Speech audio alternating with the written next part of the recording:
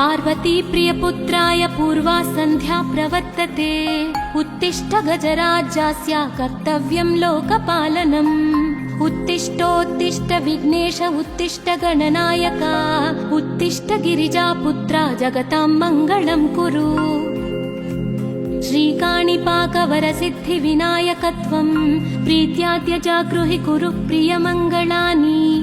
त्रैलोक्यरक्षणकराणि महोज्ज्वलानि। श्रीमद्विनायक विभो तव सुप्रभातम्।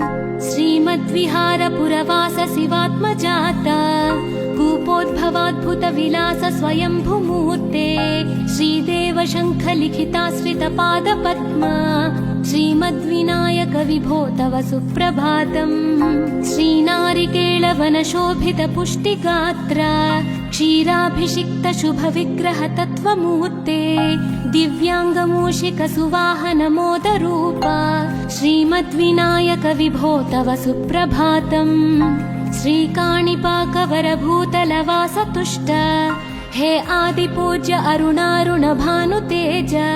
प्राचीदिशाम्बरमिदं रविकान्तिनिष्ठम्। श्रीमद्विनायक विभो तव सुप्रभातम्। श्रीबाहुदा शुभतरङ्ग सुबाहुदत्त सुस्निग्ध शीतलकणानपि सङ्गृहीत्य प्रभातवायुरिहयास्यति सेवनाय। श्रीमद्विनायक विभो तव सुप्रभातम्। गौरीकराम्बुजसुलालित दिव्यवक्त्र श्रीकण्ठमानसमुदाकरमोदरूप। कैलासशैलशिखरस्थित बालभानो श्रीमद्गणेश्वर विभो तव सुप्रभातम्। दूर्वाङ्कुराणि जलजानि सुपुष्पकाणि बिल्वानि पूजनविधौ च सुसज्जितानि। नित्यार्चनोत्सुकमदोत्कटवारणास्य श्रीमद्गणेश्वर विभो तव सुप्रभातम्। हृत्कूपमध्य समुपस्थित चित्स्वरूप कूटस्थतत्त्वमिदमेव हि बोधनेन त्वामत्र भासि विदधासि समस्तशोभान्। श्रीमद्गणेश्वर विभो तव सुप्रभातम्। श्रीमुद्गलाख्य मुनिसन्नुत सच्चरित्र वासिष्ठकृत्समदमुख्य ऋषीश्वरीत्या वेदोक्तदेव गणमन्त्र गणादिनाथ। श्रीमद्गणेश्वर विभो तव सुप्रभातम्। ऋग्वेदकीर्तित गणाधिप ज्येष्ठ राजा त्वं ब्रह्मणस्पतिरिति प्रकटीकृतोऽसि। आधर्वशीर्ष मनुमन्त्रित दिव्यमूर्ते श्रीमद्गणेश्वर विभो तव सुप्रभातम्। ब्रह्मादिदेव परिकीर्तित वेदपाठाः त्वच्छूर्पकर्णकुहरौ प्रविशन्ति देवाः। श्रुत्याधुनैव परिपालय धर्मसङ्घान्। श्रीवल्लभेश भगवन् तव सुप्रभातम्। हेरम्बलम्ब जठराद्भुत दिव्यगात्र प्रारम्भपूजनमिदं दयया गृहीत्वा सर्वाशुभानि परिनाशय सर्वपुत्र। श्रीवल्लभेश भगवन् तव सुप्रभातम्। भानुदयेन न हि दृश्यति चन्द्रबिम्बम् त्वत्फालदेश शशिरेव विभाति नित्यम्। सत्यस्वरूप निगमागम सन्नुताङ्घ्रे श्रीवल्लभेश भगवन् तव सुप्रभातम्।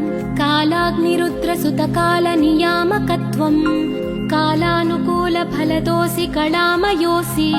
कल्याणकारक कलाधर शेखरोऽसि। श्रीवल्लभेश भगवन् तव सुप्रभातम्। उग्रस्वरूप रिपुनाशक उग्रपुत्र सौम्योऽसि सोम विनुतोऽसि प्रशान्तरूप।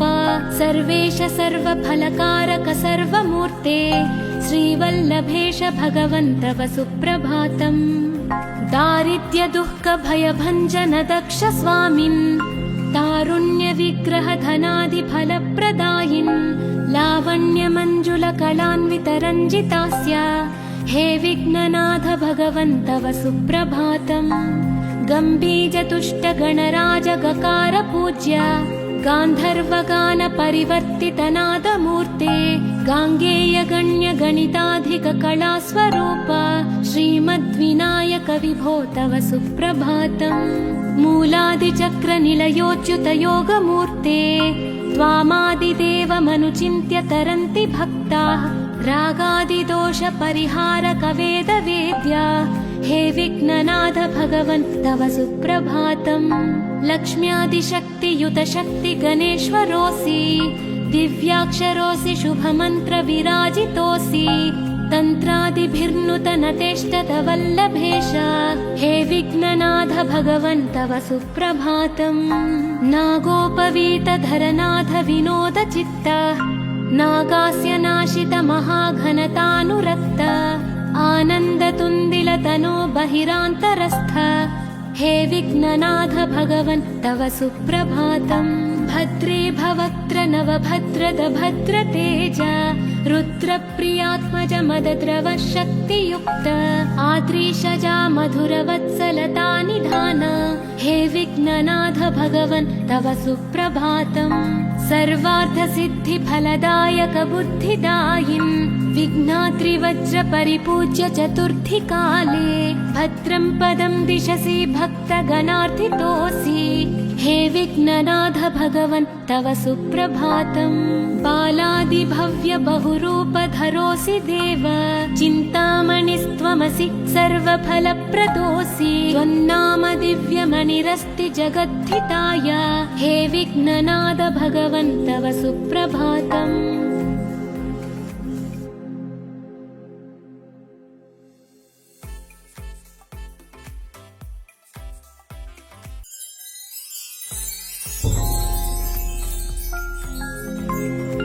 पार्वती प्रियपुत्राय पूर्वा सन्ध्या प्रवर्तते उत्तिष्ठ गजराज्यास्य कर्तव्यं लोकपालनम्। उत्तिष्ठोत्तिष्ठ विघ्नेश उत्तिष्ठ गणनायक उत्तिष्ठ गिरिजापुत्रा जगतां मङ्गलं कुरु। श्रीकाणिपाकवरसिद्धिविनायकत्वं प्रीत्याद्य जागृहि कुरु प्रियमङ्गलानि त्रैलोक्यरक्षणकराणि महोज्ज्वलानि श्रीमद्विनायक विभो तव सुप्रभातम्।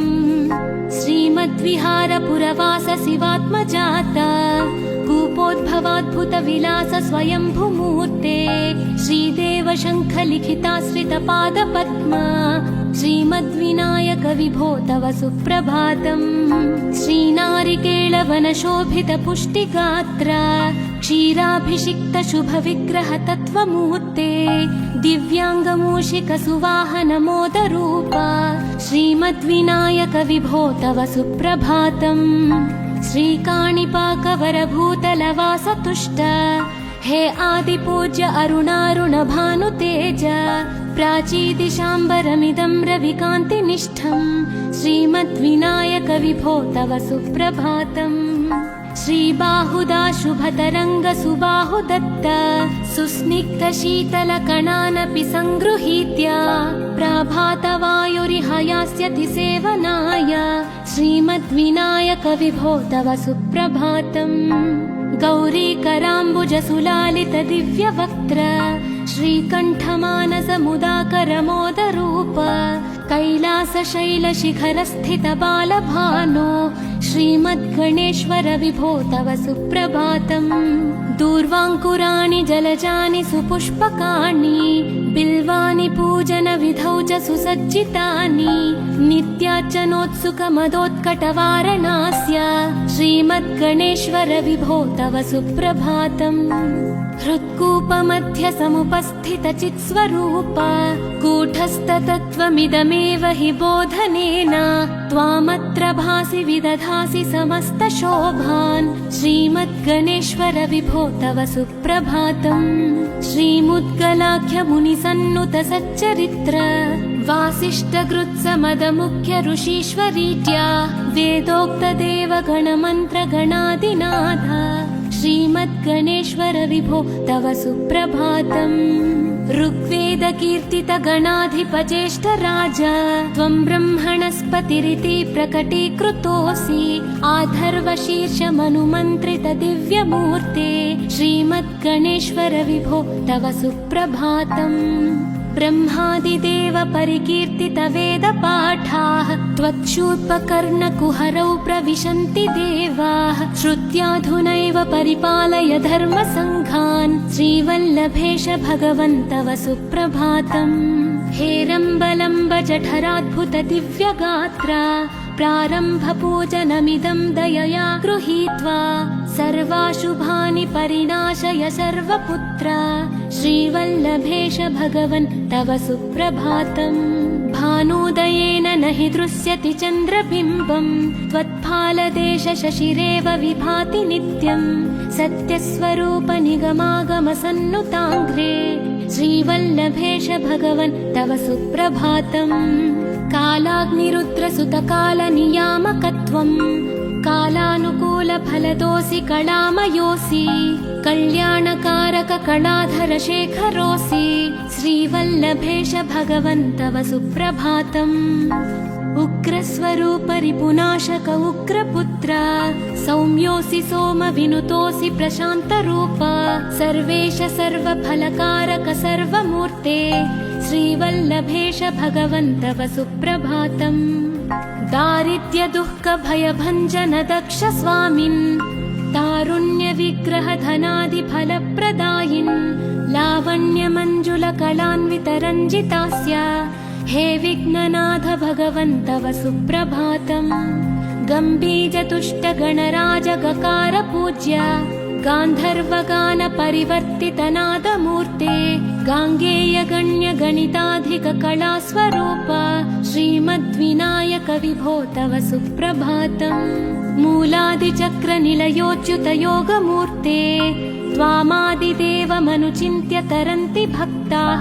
रागादिदोष परिहारक वेद वेद्या हे विघ्ननाथ भगवन् तव सुप्रभातम् लक्ष्म्यादिशक्तियुत शक्ति गणेश्वरोऽसि दिव्याक्षरोऽसि शुभमन्त्र विराजितोऽसि तन्त्रादिभिर्नुतनतेष्टत वल्लभेश हे विघ्ननाथ भगवन् तव सुप्रभातम् नागोपवीतधरनाथ विनोद चित्त नागास्य नाशित महाघनतानुरक्त आनन्दतुन्दिलतनो बहिरान्तरस्थ हे विघ्ननाथ भगवन् तव सुप्रभातम् भद्रे भवक्त्र नवभद्रद भद्रतेज रुद्रप्रियात्मज मदद्रव शक्तियुक्त आद्रीशजा मधुरवत्सलता निधान हे विघ्ननाथ भगवन् तव सुप्रभातम् सर्वार्थसिद्धि फलदायक बुद्धिदायिन् विघ्नाद्रिवज्र परिपूज्य चतुर्थि काले भद्रं पदं दिशसि भक्तगणार्थितोऽसि हे विघ्ननाथ भगवन् तव सुप्रभातम् बालादिभव्य बहुरूपधरोऽसि देव चिन्तामणिस्त्वमसि सर्वफलप्रदोऽसि त्वन्नाम दिव्यमणिरस्ति जगद्धिताय हे विघ्ननाथ भगवन् तव सुप्रभातम्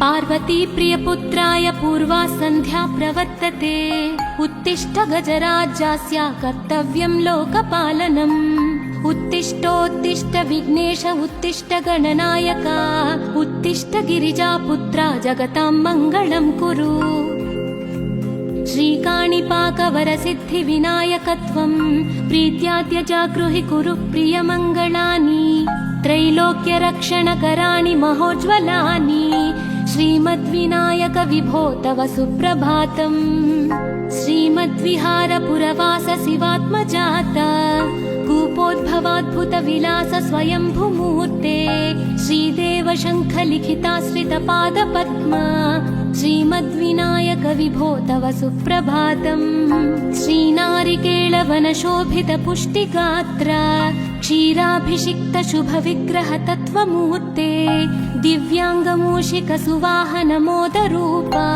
श्रीमद्विनायक विभो तव सुप्रभातम् श्रीकाणिपाकवरभूतलवास तुष्ट हे आदिपूज्य अरुणारुण भानुतेज प्राचीदिशाम्बरमिदं रविकान्तिनिष्ठम् श्रीमद्विनायक विभो तव सुप्रभातम्। श्रीबाहुदा शुभतरङ्ग सुबाहुदत्त सुस्निग्धशीतलकणानपि सङ्गृहीत्य प्रभातवायुरिह यास्यति सेवनाय श्रीमद्विनायक विभो तव सुप्रभातम्। गौरीकराम्बुजसुलालित दिव्यवक्त्र श्रीकण्ठमानसमुदाकरमोदरूप कैलासशैलशिखरस्थित बालभानो श्रीमद्गणेश्वर विभो तव सुप्रभातम्। दूर्वाङ्कुराणि जलजानि सुपुष्पकाणि बिल्वानि पूजनविधौ च सुसज्जितानि नित्यार्चनोत्सुकमदोत्कटवारणास्य श्रीमद्गणेश्वर विभो तव सुप्रभातम्। हृत्कूपमध्य समुपस्थितचित्स्वरूप कूटस्थतत्त्वमिदमेव हि बोधनेन त्वामत्र भासि विदधासि समस्तशोभान् श्रीमद्गणेश्वर विभो तव सुप्रभातम्। श्रीमुद्गलाख्यमुनिसन्नुत सच्चरित्र वासिष्ठकृत्समदमुख्य ऋषीश्वरीत्या वेदोक्तदेवगणमन्त्रगणादिनाथ श्रीमद्गणेश्वर विभो तव सुप्रभातम्। ऋग्वेदकीर्तित गणाधिपज्येष्ठराज त्वं ब्रह्मणस्पतिरिति प्रकटीकृतोऽसि आधर्वशीर्षमनुमन्त्रित दिव्यमूर्ते श्रीमद्गणेश्वर विभो तव सुप्रभातम्। ब्रह्मादिदेव परिकीर्तित वेदपाठाः त्वच्छूर्पकर्णकुहरौ प्रविशन्ति देवाः श्रुत्याधुनैव परिपालय धर्मसङ्घान् श्रीवल्लभेश भगवन् तव सुप्रभातम्। हेरम्बलम्ब जठराद्भुत दिव्यगात्र प्रारम्भपूजनमिदं दयया गृहीत्वा सर्वाशुभानि परिणाशय सर्वपुत्र श्रीवल्लभेश भगवन् तव सुप्रभातम्। भानोदयेन न हि दृश्यति चन्द्रबिम्बम् त्वत्फालदेश शशिरेव विभाति नित्यम् सत्यस्वरूप निगमागम सन्नुताङ्घ्रे श्रीवल्लभेश भगवन् तव सुप्रभातम्। कालाग्निरुद्रसुतकालनियामकत्वम् कालानुकूलफलदोऽसि कलामयोऽसि कल्याणकारक कलाधर शेखरोऽसि श्रीवल्लभेश भगवन् तव सुप्रभातम्। उग्रस्वरूप रिपुनाशक उग्रपुत्र सौम्योऽसि सोमविनुतोऽसि प्रशान्तरूप सर्वेश सर्वफलकारक सर्वमूर्ते श्रीवल्लभेश भगवन् तव सुप्रभातम्। दारिद्र्य दुःख भयभञ्जन दक्ष स्वामिन् तारुण्य विग्रह धनादि फलप्रदायिन् लावण्य मंजुल कलान्वित रञ्जितास्य हे विघ्ननाथ भगवन् तव सुप्रभातम्। गम्भीर तुष्ट गणराज गकार पूज्य गान्धर्वगान परिवर्तित नादमूर्ते गाङ्गेय गण्य गणिताधिक कलास्वरूप श्रीमद्विनायक विभो तव सुप्रभातम्। मूलादिचक्र निलयोच्युत योगमूर्ते त्वामादिदेवमनुचिन्त्य तरन्ति भक्ताः रागादिदोष परिहारक वेदवेद्या हे विघ्ननाथ भगवन् तव सुप्रभातम्। लक्ष्म्यादिशक्तियुत शक्ति गणेश्वरोऽसि दिव्याक्षरोऽसि शुभमन्त्र विराजितोऽसि तन्त्रादिभिर्नुत नतेष्टत वल्लभेश हे विघ्ननाथ भगवन् तव सुप्रभातम्। नागोपवीतधरनाथ विनोद चित्त नागास्य नाशित महाघनतानुरक्त आनन्दतुन्दिलतनो बहिरान्तरस्थ हे विघ्ननाथ भगवन् तव सुप्रभातम्। भद्रे भवक्त्र नवभद्रद भद्रतेज रुद्रप्रियात्मज मदद्रव शक्तियुक्त आद्रीशजा मधुरवत्सलता निधान हे विघ्ननाथ भगवन् तव सुप्रभातम्। सर्वार्थसिद्धिफलदायक बुद्धिदायिन् विघ्नाद्रिवज्र परिपूज्य चतुर्थी काले भद्रं पदं दिशसि भक्तगणार्थितोऽसि हे विघ्ननाथ भगवन् तव सुप्रभातम् बालादिभव्य बहुरूपधरोऽसि देव चिन्तामणिस्त्वमसि सर्वफलप्रदोऽसि त्वन्नाम दिव्यमणिरस्ति जगद्धिताय हे विघ्ननाथ भगवन् तव सुप्रभातम्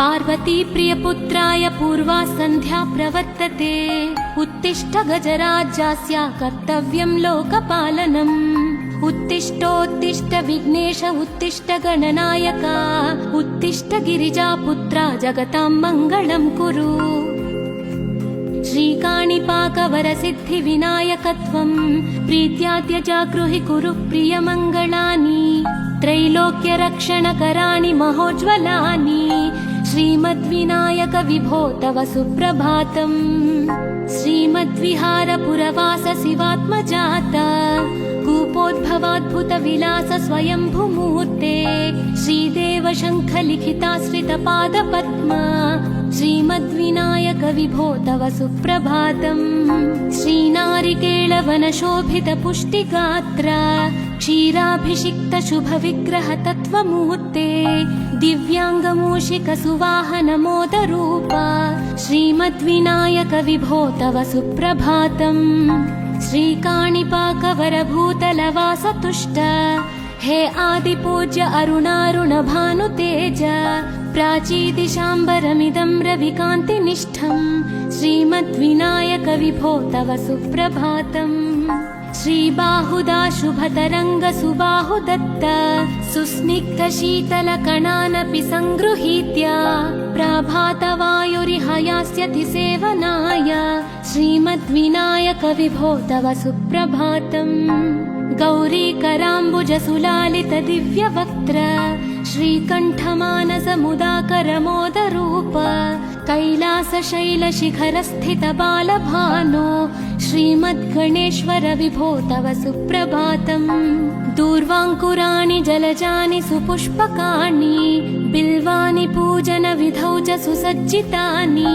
नित्यार्चनोत्सुकमदोत्कटवारणास्य श्रीमद्गणेश्वर विभो तव सुप्रभातम् हृत्कूपमध्य समुपस्थितचित्स्वरूप कूटस्थतत्त्वमिदमेव हि बोधनेन त्वामत्र भासि विदधासि समस्तशोभान् श्रीमद्गणेश्वर विभो तव सुप्रभातम् श्रीमुद्गलाख्यमुनिसन्नुत सच्चरित्र वासिष्ठकृत्समदमुख्य ऋषीश्वरीत्या वेदोक्तदेवगणमन्त्रगणादिनाथ श्रीमद्गणेश्वर विभो तव सुप्रभातम् ऋग्वेदकीर्तित गणाधिपज्येष्ठ राजा त्वं ब्रह्मणस्पतिरिति प्रकटीकृतोऽसि आधर्वशीर्षमनुमन्त्रित दिव्यमूर्ते श्रीमद्गणेश्वर विभो तव सुप्रभातम् ब्रह्मादिदेव परिकीर्तित वेदपाठाः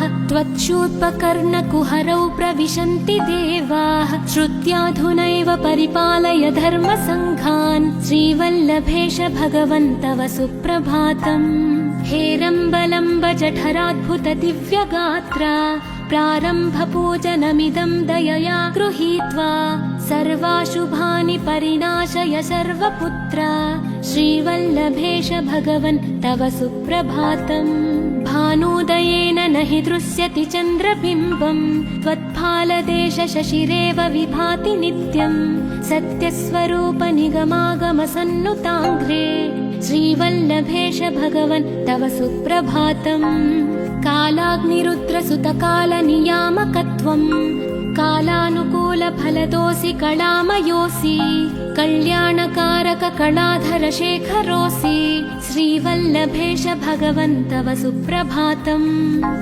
उग्रस्वरूप रिपुनाशक उग्रपुत्र सौम्योऽसि सोम विनुतोऽसि प्रशान्तरूप सर्वेश सर्वफलकारक सर्वमूर्ते श्रीवल्लभेश भगवन् तव सुप्रभातम् दारिद्र्य दुःख भयभञ्जन दक्ष स्वामिन् तारुण्यविग्रहधनादिफलप्रदायिन् लावण्यमञ्जुलकलान्वितरञ्जितास्य हे विघ्ननाथ भगवन् तव सुप्रभातम्। गम्भीरतुष्टगणराजगकार पूज्य गान्धर्वगानपरिवर्तितनादमूर्ते गाङ्गेयगण्यगणिताधिककलास्वरूप श्रीमद्विनायक विभो तव सुप्रभातम्। मूलादिचक्रनिलयोच्युतयोगमूर्ते त्वामादिदेवमनुचिन्त्य तरन्ति भक्ताः रागादिदोषपरिहारकवेदवेद्या हे विघ्ननाथ भगवन् तव सुप्रभातम्। लक्ष्म्यादिशक्तियुतशक्तिगणेश्वरोऽसि दिव्याक्षरोऽसि शुभमन्त्रविराजितोऽसि तन्त्रादिभिर्नुतनतेष्टतवल्लभेश हे विघ्ननाथ भगवन् तव सुप्रभातम्। नागोपवीतधरनाथ विनोदचित्त नागास्य नाशित महाघनतानुरक्त आनन्दतुन्दिलतनो बहिरान्तरस्थ हे विघ्ननाथ भगवन् तव सुप्रभातम्। भद्रे भवक्त्र नवभद्रद भद्रतेज रुद्रप्रियात्मज मदद्रव शक्तियुक्त आद्रीशजा मधुरवत्सलता निधान हे विघ्ननाथ भगवन् तव सुप्रभातम्।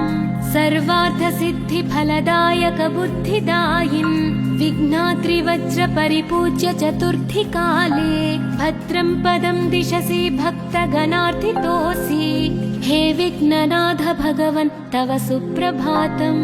बालादिभव्य बहुरूपधरोऽसि देव चिन्तामणिस्त्वमसि सर्वफलप्रदोऽसि त्वन्नाम दिव्यमणिरस्ति जगद्धिताय हे विघ्ननाथ भगवन् तव सुप्रभातम्।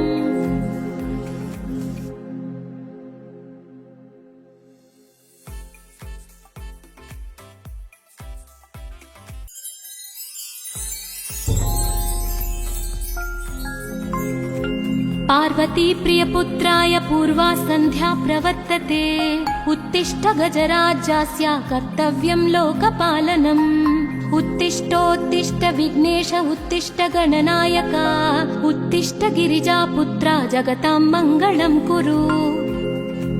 श्रीकाणिपाकवरसिद्धिविनायकत्वं प्रीत्याद्य जागृहि कुरु प्रियमङ्गलानि त्रैलोक्यरक्षणकराणि महोज्ज्वलानि श्रीमद्विनायक विभो तव सुप्रभातम्। श्रीमद्विहारपुरवास शिवात्मजात कूपोद्भवाद्भुत विलास स्वयंभूमूर्ते श्रीदेव शङ्खलिखिताश्रितपादपद्म श्रीमद्विनायक विभो तव सुप्रभातम्। श्रीनारिकेळवनशोभित पुष्टिगात्र क्षीराभिषिक्त शुभविग्रह तत्त्वमूर्ते दिव्याङ्गमूषिक सुवाहन मोदरूप श्रीमद्विनायक विभो तव सुप्रभातम्। श्रीकाणिपाकवरभूतलवास तुष्ट हे आदिपूज्य अरुणारुण भानुतेज प्राचीदिशाम्बरमिदं रविकान्तिनिष्ठं श्रीमद्विनायक विभो तव सुप्रभातम्। श्रीबाहुदा शुभतरङ्ग सुबाहुदत्त सुस्निग्ध शीतलकणानपि सङ्गृहीत्य प्राभातवायुरिह यास्यति सेवनाय श्रीमद्विनायक विभो तव सुप्रभातम्। गौरीकराम्बुज सुलालित दिव्यवक्त्र श्रीकण्ठमानस मुदाकर मोदरूप कैलासशैलशिखरस्थित बालभानो श्रीमद्गणेश्वर विभो तव सुप्रभातम्। दूर्वाङ्कुराणि जलजानि सुपुष्पकाणि बिल्वानि पूजनविधौ च सुसज्जितानि नित्यार्चनोत्सुकमदोत्कटवारणास्य श्रीमद्गणेश्वर विभो तव सुप्रभातम्। हृत्कूपमध्य समुपस्थित चित्स्वरूप कूटस्थतत्त्वमिदमेव हि बोधनेन त्वामत्र भासि विदधासि समस्तशोभान् श्रीमद्गणेश्वर विभो तव सुप्रभातम्। श्रीमुद्गलाख्य मुनिसन्नुत सच्चरित्र वासिष्ठकृत्समदमुख्य ऋषीश्वरीत्या वेदोक्त देवगणमन्त्र गणादिनाथ श्रीमद्गणेश्वर विभो तव सुप्रभातम् ऋग्वेदकीर्तितगणाधिपज्येष्ठ राजा त्वं ब्रह्मणस्पतिरिति प्रकटीकृतोऽसि आधर्वशीर्षमनुमन्त्रित दिव्यमूर्ते श्रीमद्गणेश्वर विभो तव सुप्रभातम् ब्रह्मादिदेव परिकीर्तित वेदपाठाः त्वच्छूर्पकर्णकुहरौ प्रविशन्ति देवाः श्रुत्याधुनैव परिपालय धर्मसङ्घान् श्रीवल्लभेश भगवन् तव सुप्रभातम् हेरम्बलम्ब जठराद्भुत दिव्यगात्रा प्रारम्भपूजनमिदं दयया गृहीतम्